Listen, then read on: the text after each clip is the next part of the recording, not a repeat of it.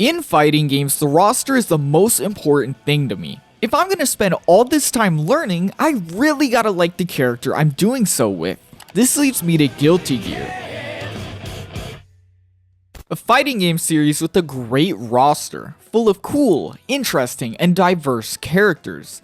Yet at the same time, it's one of the weirdest and strangest I've ever seen. From a psychotic doctor who eats anything, to a sleepy guy who fights entirely in bed, while asleep by the way, to a dude who is actually possessed by Sadako, yeah, that one girl from the Ring movie, these characters are weird.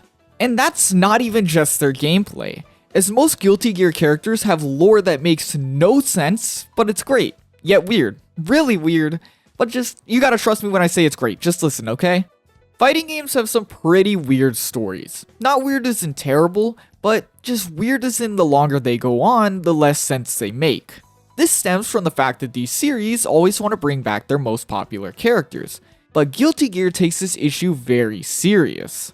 Instead of trying to keep everything serious and fluent, they decide that they'll go down the goofy route, giving everyone a crazier and funnier way to come back rather than it being some weird cop-out in the storyline. It's how we get these weird, stranger evolutions of every character in the cast. And now that you know that, one last thing. I'm not a fighting game YouTuber. This will be the only fighting game video I probably ever upload. And well, because of that, cut me some slack if I mess up here and there on the gameplay terms. I've peaked like gold 4 on Street Fighter 6. Yeah, now that that's out of the way, let's finally talk about the strange world of Guilty Gear characters. Faust is my favorite character in all of Guilty Gear, and if you were to ask me, I'd tell you he's the perfect icon to show you how crazy this series is.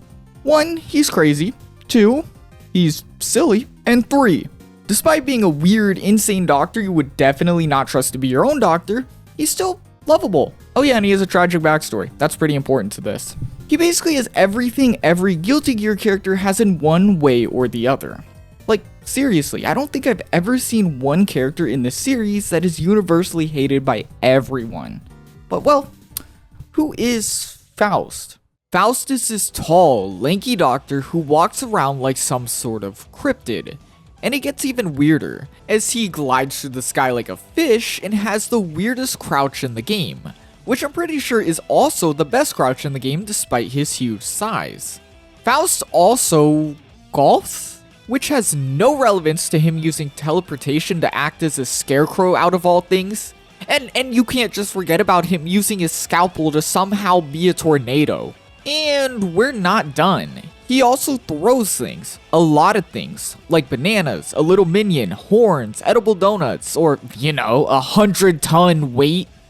Then Faust will super, throwing out a 4-leaf clover which somehow gives him the luck to perform a super surgery, where he runs over his patient's leg with a wheelchair. Oh, and I forgot to mention, the best part of Faust is that Faust isn't just a doctor.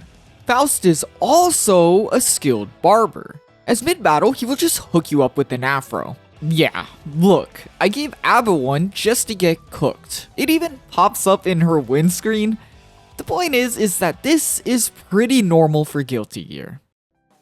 Originally beginning as Dr. Baldhead, as he's got a very bald head, Faust was a very well-respected doctor known for being able to heal just about anything, with him even being able to heal a character we'll be speaking about soon enough.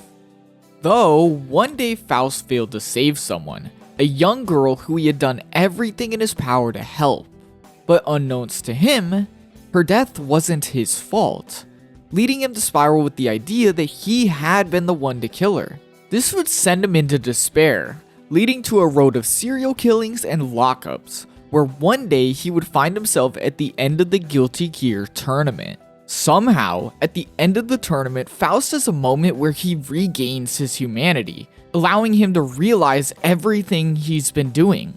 This realization unlocking a repressed memory of the girl telling him that it was just her time to go. It was never Faust's fault. He then disappears, having regained his sanity, planning to end it as an act to atone for his sins.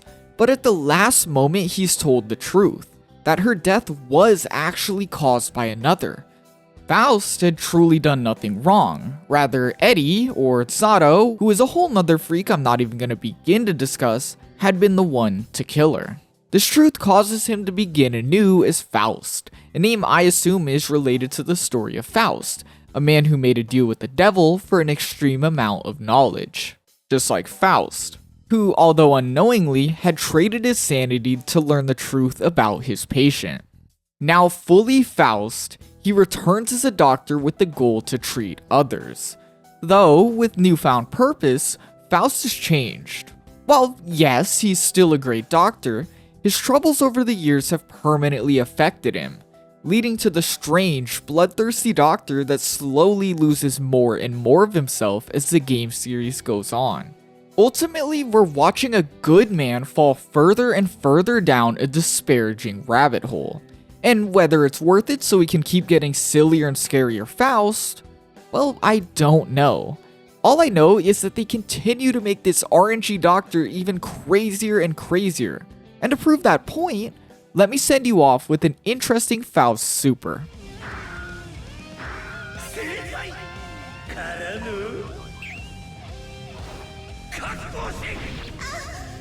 Our next character really likes this key, which is kinda weird, but it gets weirder. This key is alive. Like, look at it. Is he choosing to be here? She be kissing up on this key too. I don't know what's going on there, but like it's happening. Matter of fact, this key, it's that girl's husband. Like, what is going on here? Well, this is A.B.A, yet another one of Guilty Gear's strange characters. One who has somehow garnered a huge fan base for her strangeness, and one I'm personally convinced is a Full Metal Alchemist reference. Come on, like, she's constantly messing with this gate, which is literally the gate of truth from Full Metal Alchemist, and on top of that, she is literally a homunculus. And yeah, I know, that's out of nowhere, but just let me explain. You see, A.B.A was created in a lab by a dude named Paracelsus. Or, is it Paracelsus? Is it? Okay, according to Google, it's Paracelsus. A.B.A was created by a guy named Paracelsus. She was his life's work, and had spent many years to complete her, yet upon her completion, he was taken away. This left A.B.A, a newly formed being, all alone by herself for years. And we're not talking like 2 years, but upwards of 10 years of growth without human connection, which would obviously lead to her being terrible with others. Hence why she's pretty weird and just really strange. I feel bad. I'm sorry. I feel so mean saying that about her. Her hobby during this time was keys, for some reason. Though, one day she just decided to up and leave and go outside. And of course, what did A.B.A find? A strange battle axe. But with her obsession with keys, she refused to see the axe as an axe. And, well, it's a key now. A.B.A said so. This axe is Flement Nagel, and A.B.A instantly fell in love with him, moving really fast and claiming him as her husband, as well as renaming him to Paracelsus after her creator. This leads to A.B.A forcing him into a strange relationship where over time he takes the form of a key, actually being a key now, not an axe she thinks of as a key. Still, even though he's a key now, this relationship is very unhealthy and weird, with A.B.A constantly struggling with insecurities focused around jealousy, fearing that if her key boyfriend became a human, he wouldn't want her anymore. This is how they exist pretty much as of now, but it would be insane of me to not mention the random alternate ending where Paracelsus becomes a human. A human that weirdly represents his key counterpart. And it's... yeah, okay, A.B.A, there's actually something wrong with you. But it would also be wrong of me to not mention how a big portion of their story is the two of them assessing their relationship and realizing how wrong it is. And instead of complaining and making it worse for the both of them, they work together and work on it. In her newest win scene from Guilty Gear Strive, she jumps into the Full Metal Alchemist doors with the Keyman in her arms. who I'm still not sure really wants to be there. But I really like it, and I think it paints a great picture of who A.B.A really is. She's such a beautiful oddity. She sticks out instantly as this pretty but awkward girl. And when you delve deeper and see her with the key, it's just, huh? She is really thirsting over a key? Yeah, and it's strange, and she's definitely weird, but A.B.A does have a lot to tell the player, all through this awkward, weird relationship. Despite her strange life and the chance encounter that led to this relationship, a very unnatural relationship, one where the both of them had their fair share of issues, they still find it in themselves to put these things aside and help each other. Even if there's numerous bumps along the way, they make it work. Her, an artificial human who never had any real connections, who loved keys as a hope of opening this brand new world, and Paracelsus, a bloodthirsty axe demon who only wished the worst for everyone, had found it in himself to calm down only because of her. They need each other, each for the same reason: connection. I think when delving into their world and looking at their relationship, the weirdest thing is noticing how they talk, how they comfort each other, and how real their relationship is despite it just being a key and a homunculus.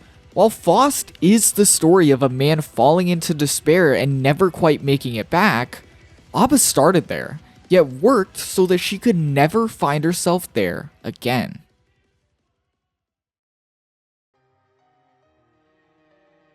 Now, if there was one Guilty Gear character I find myself absolutely enthralled with, if that's a word, right? It would be Bedman. Bedman. He's the GOAT. He's the GOAT of Guilty Gear that I just can't play. Like, what do you mean he's just a guy on a bed? I don't know. It's just this strange dude, this sleepy guy. He's just way too interesting for no real reason. I mean, he rolls up on a bed and he's asleep. Okay, that's normal. Then the bed begins to fight, but the dude on the bed stays asleep. I'm not understanding it, but I'm following. And if you just do his super, he's awake now?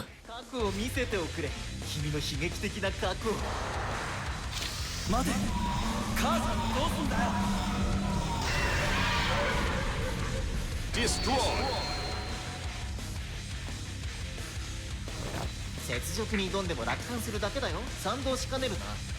Bedman win.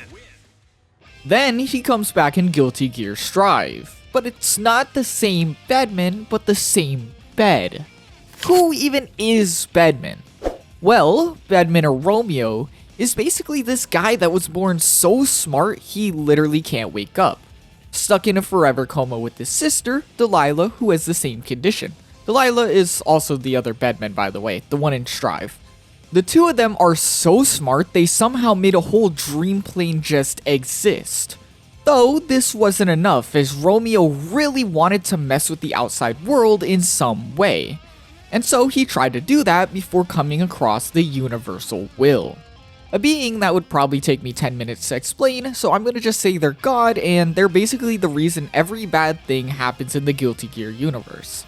God basically said, okay, Bedman, I will give you a bed so that you can mess with everything even if you're asleep. So now not only are you a happy sleepy boy, but you're also a sleepy boy that can do things for me, bringing Bedman to believe that if he does enough, the being will save his sister. He fitted Bedman with a robot bed that seems to be alive, armed with rockets, drills, and all the good bits a man with a 300 IQ in a bed would need to conquer the world. Also an alarm clock. This led to Bedman doing all sorts of acts with this new robotic bed, as well as being an absolute menace in-game. And I mean that, he does not let you do shit.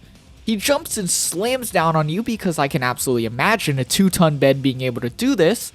He spins around the screen with drills, yet another thing I can imagine a 2-ton bed being able to do. Then when you witness him, he spews paragraphs of statistical bullshit. Basically, Bedman is an average fighting game player. Heavy and annoying. In Guilty Gear Xrd, Bedman is destroyed and forced to wake up, causing his insanely big brain to basically just explode and kill him. Though, his sister, somehow waking up and okay, finds him and ends up with the robot bed. leading to her and Strive as another Bedman, or should I say, Bedwoman. The idea is that somehow the Bed and Strive has fused with Romeo's soul in an effort to protect his sister, and although very damaged and now very glitchy, it fights alongside her, as she wanders the arena just next to him, letting the Bed do the work, somehow avoiding every single attack. Leading to the same old Bedman, but rather than being strange, sleepy, and nerdy, it's still strange, but now awake and kinda creepy. But like all this in Guilty Gear's way. I really love Bedman. Moving on. So it can't just be me who enjoys robot characters to death, right? Pathfinder, Bastion, hell, I'm like the biggest Transformers fan I've ever known. So when a series takes a beloved character, creates a robotic variation out of nowhere, I love it. It's my favorite thing in the world. The first time I ever seen this done was probably like Robot Naruto in Naruto Storm Revelations. I think that was the game, and I really liked it. I want them to do that more, but well, Guilty Gear's got a character who does that. There's a Guilty Gear robot. And what can I say? I'm here for it. I love it. This is our silly guy. This is Robo-Ky. Obviously, Robo-Ky is a clone of Kai Kisuke, and therefore you'd assume he's pretty serious like his counterpart. But, well, Robo-Ky is all but serious, something his initial reveal didn't actually show at all. In his first appearance, the prototype Robo-Ky acted in a way that really resembled a zombie rather than a robot. Still, he follows a pretty ideal tale for a clone-type character, being introduced in a story where he wants to fight Kai, as if he beats the real Kai, it makes him the real Kai. Obviously, this didn't work out, and in the end, we don't see him at all until the Robo-Ky model is mass-produced. But as a side effect of this mass production, these robots begin to have actual personalities. They became mean, but it's like a funny type of mean, like the mean that you would imagine from a robot type character. Oh, and they become huge womanizers.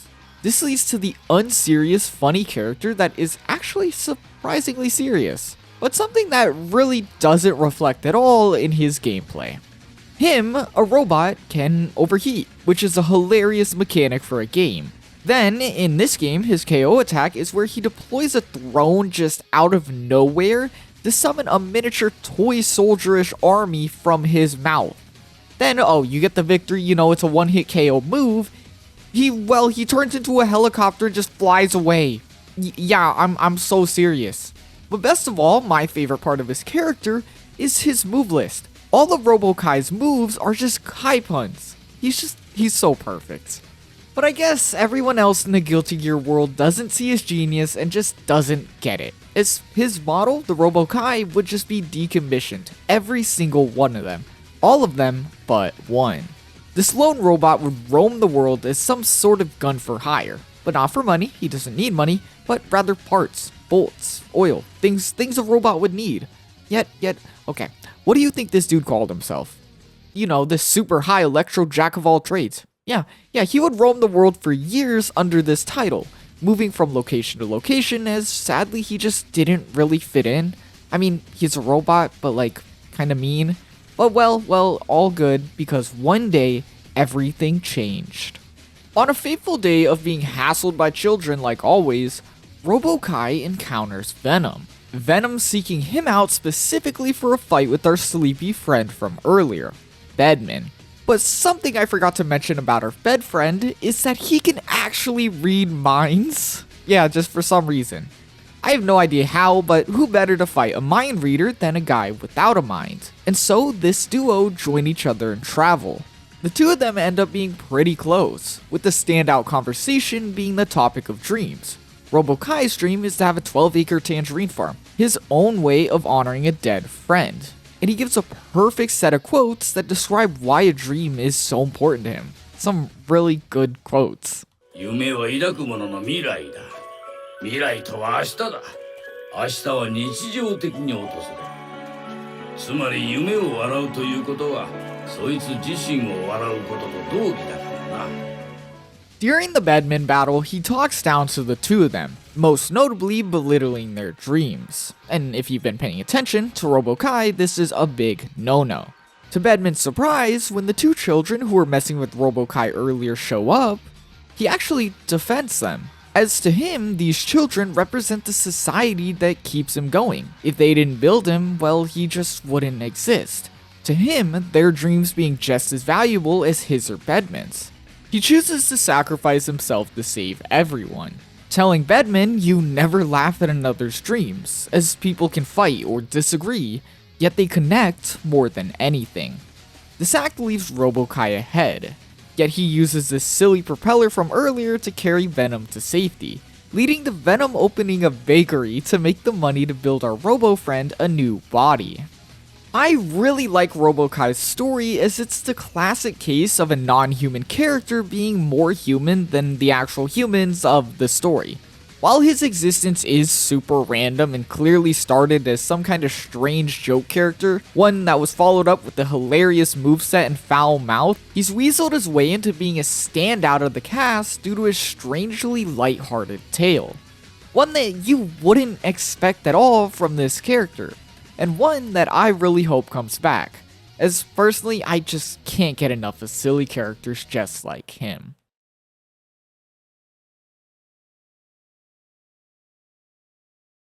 This next character is somehow a character I had never heard of before researching this video. Zappa. This dude is literally possessed by the girl from the Ring movie. You know, Sadako, the girl who climbs out of the TV, like that, he's possessed by that. A character from one of my favorite movies ever, and I had somehow never knew of him. Well, what? How?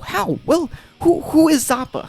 Well, I'm glad you asked. Zappa is a character that has only appeared in one Guilty Gear game to date, something that I think needs to change urgently. He's a strange guy, possessed by tons of spirits which affect him in basically everything, including his gameplay, making him really annoying to fight, but even worse to play. Which does suck because I've tried to play him and I want to play him, but he's really weird. And when I say weird, I mean weird. He walks around like this is not normal. Then he'll break out into a JoJo pose as he uses his spirits, which include the before mentioned Sadako, this dog, this warrior, a centipede for some reason, and I'm pretty sure there's way more weird spirit strangeness on top of this, but it's all before Zappa uses this extremely creepy one-hit KO.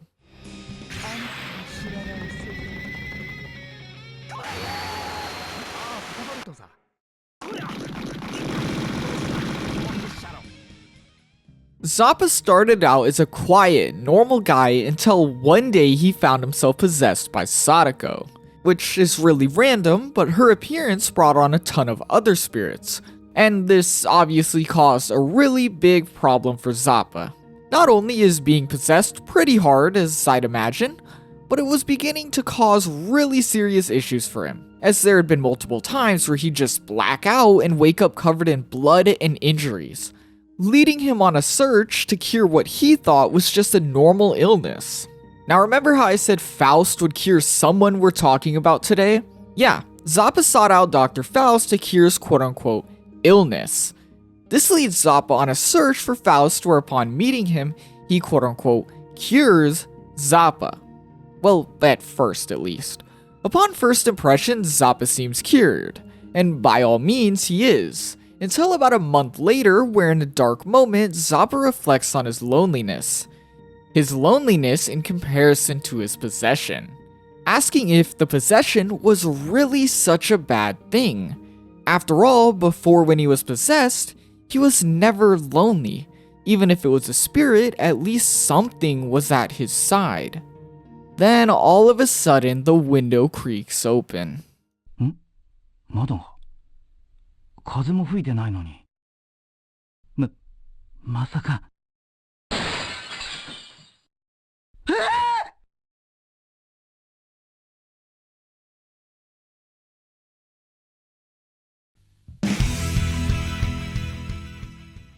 This pretty much concludes Zappa's story as of now, though he would briefly appear in Excerpt as a scientist, looking for a scientific way to cure himself of the spirits, but with an all-new bout of confidence. Still, this doesn't really explain to us too much about what he's doing to rid himself of the spirits or how they're really affecting him. I'm completely serious when I say the most intense thing he does in this game is that he's a part of some pudding murder mystery type of thing. Like, yeah, Zappa, you're pretty important, aren't you? This leads me to hope that this strange, Sadako-possessed character makes his return one day. But even then, I really doubt it. Not only is he just not popular, but if they were to bring him back, they would have to find a reason for him to still be possessed. Something that in all honesty might be pretty cruel to his character. Though, if you were to ask me, I don't care. Please bring him back. Make him suffer for all I care. He's cool. I want to learn how to play him if it's in a new game. Zappa for Strive 2025. I know I could say every single one of these characters inspired me to make this video. But the strange truth is that my interest in Guilty Gear lore started from a character that I actually hate playing. Chipp. Upon getting into this series, I didn't care for him. Hell, I still don't really care for him. But upon learning his weird, strange, but fascinating lore, I got a new, appreciation for this dude. And that appreciation turned into this weird fascination with this universe, and I can't really say if that was for the better or worse. But well, I saved the best for last. This is Chipp. Chipp's story is just as rough as it is silly. Something you really wouldn't get any idea of upon playing him. From a tightrope to slicing you up at the speed of light to screaming random Japanese stuff I would bet he doesn't even know what it means. And also in Strive he just has an otter. I don't know what's happening, it's just very random. The thing is, Chipp didn't start here. He wasn't always this silly, strange guy. Rather, Chipp started as a young orphan that was truly at the bottom of the world. With no guidance and no help, Chipp turned to crime and drugs, leading the young boy down a dark path which would only grow darker as he found himself in the league with the mafia. He would spend years working drug-related trades under their umbrella, but himself having an issue with substances, he would soon find himself on their list, causing him to flee. And if you've seen any sort of organized crime media, you don't do that. They attempted to kill him, but before he knew it, he woke up, saved, and now in the care of Tsuyoshi. Chipp would begin following him to get his drugs back, but before he knew it, he actually felt like he owed the man for saving him, and asked to be a student. This is where Chipp's weird obsession with the Japanese began. His quotes, look, his image, all of it it started here, with Tsuyoshi basically being his inspiration, his father figure in life. But, well, before long, Chipp had found his one and only good inspiration assassinated, with Tsuyoshi's last words urging Chipp to walk away and live his own life. Chipp, of course being a dumb, idiot Japanese cosplayer, decided he just couldn't do that, instead dedicating his life to the most obvious revenge plot I've ever seen. Eventually, this revenge-obsessed journey would lead him into a deal with the president, where with this deal, he learned the truth of Tsuyoshi's killing, that his mentor was actually an assassin for the very same guild that had killed him, though he was only part of this as an undercover agent for the International Police Force. With all this new information, you would expect Chipp to go even harder, maybe even blaming the IPF as well as the Assassin's Guild, but no. As for that presidential deal, he would help catch his mentor's assassins as well as learn all the information behind it, but wouldn't be able to do anything past that. Basically, now a defeated man, Chipp needed a new goal. Presidency. He's gotta become the president. You know, just perfectly sound mind, Chipp. Though, of course, Chipp doesn't want to become president of America, as, why not become president of the country that wronged you, but rather Chipp decided, let's go find this random country in the middle of South Africa, and so he became president there because there's really no competition. Chipp would become president of the country known as the Eastern Chipp Kingdom, joined by his just as strange assistant, Answer, who is a whole nother story. But, well, this is Chipp, so that's Chipp. From an orphan to addict to mafia man to an absolute madman obsessed with Japanese culture, to finding his sensei dead and becoming a revenge-obsessed weirdo, all for the end goal of opening his own country as a president? I mean, they say shoot for the stars, but man, it's just as strange as it sounds. I can't describe Chipp's tale as anything other than strange, but kinda interesting. At the end of the day, I really do think he's the character that encapsulates Guilty Gear perfectly. Strange, silly, and a little bit of crazy. If I was to say Faust is the character I would show people to get them interested, Chipp is definitely the character I'd tell them about, with the wackiest, weirdest lore to get anyone invested.